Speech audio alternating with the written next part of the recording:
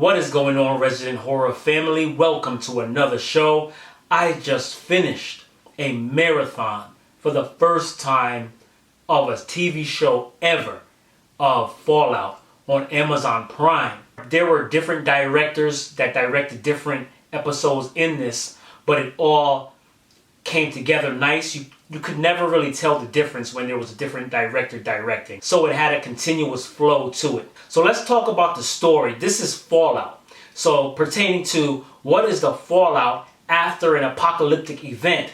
And the apocalyptic event in this series, or you want to call it a long film, is a nuclear bomb, okay? Which caused people on the top surface to either become radiated and changed or die, and the people in the vaults below ground survive. So it's a fight against the haves and the have-nots, those who want to be free or those who want to be alive in somewhat of a prison ruled by others. You're not really having a choice. So in these vaults are people that are under the illusion that they are there to replenish the earth, but are they really free? Is there a sinister plot going on within Vault 31, 32, and 33? There's a overseer called Hank. He's the top dog. He has a daughter named Lucy and a son that's in this vault. Some raiders come into this vault and they kidnap Hank, take him away. His daughter now goes out. I'm just making it real quick, no spoilers. Goes out of the vault to find her father. Now she's wet behind the ears. She doesn't know how the real world works. That's not bound by all of these rules and regulations that she's been living under the vault. So she's wet behind the ears when she goes out into the wild, and she encounters kill or be killed type of situation up top.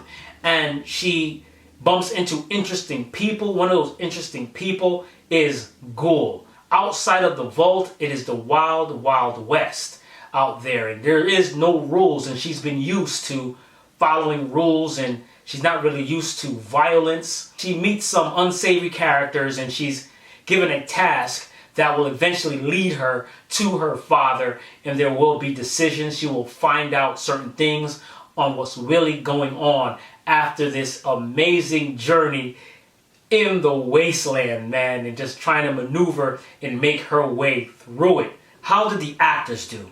All the actors were absolutely great in their roles, and they really embraced the roles and put on a real show.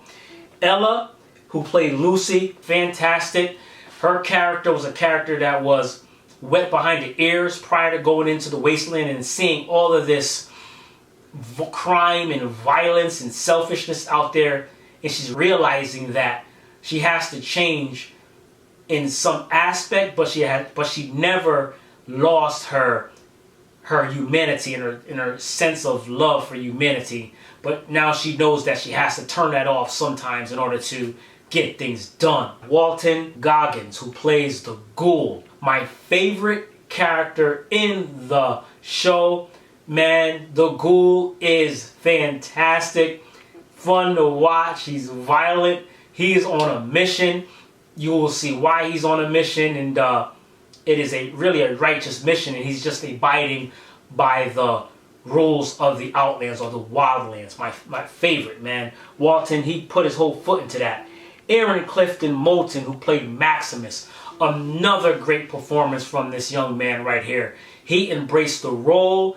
He was left alone. He's torn between having a family and what lengths will he go to. He wants power. He wants to feel loved. He wants he wants to belong to something, and it is portrayed throughout the film with him. Fantastic, man. What a great job he did as well as everybody else. We're going to stop with that at the actors. Everybody did a good job and really brought this thing to another level. Let's talk about the cinematography.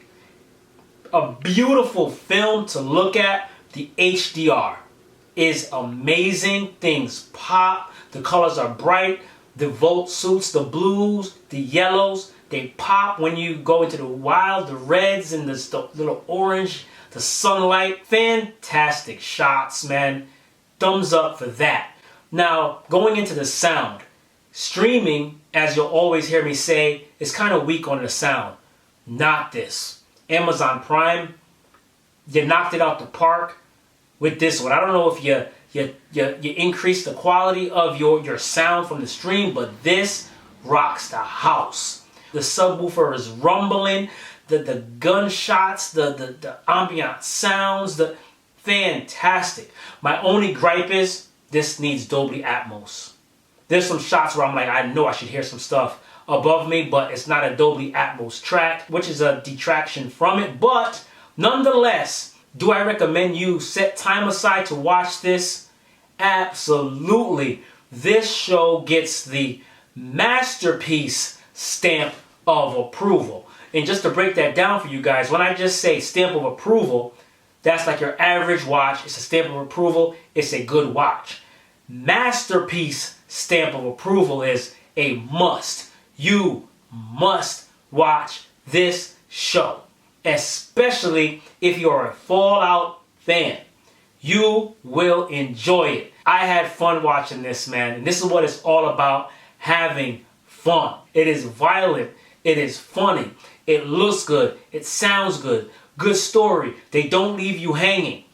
They close up, all of the loose ends, but leave it at the end to know that there will be another season of this, and I'm looking forward to it. Also, they are doing some updates to next-gen updates to the game, Fallout 4, so don't miss that as well. I'm going to get back into that, and I may stream that on a live stream, so look forward to that. But anyway, check this out. Don't miss it.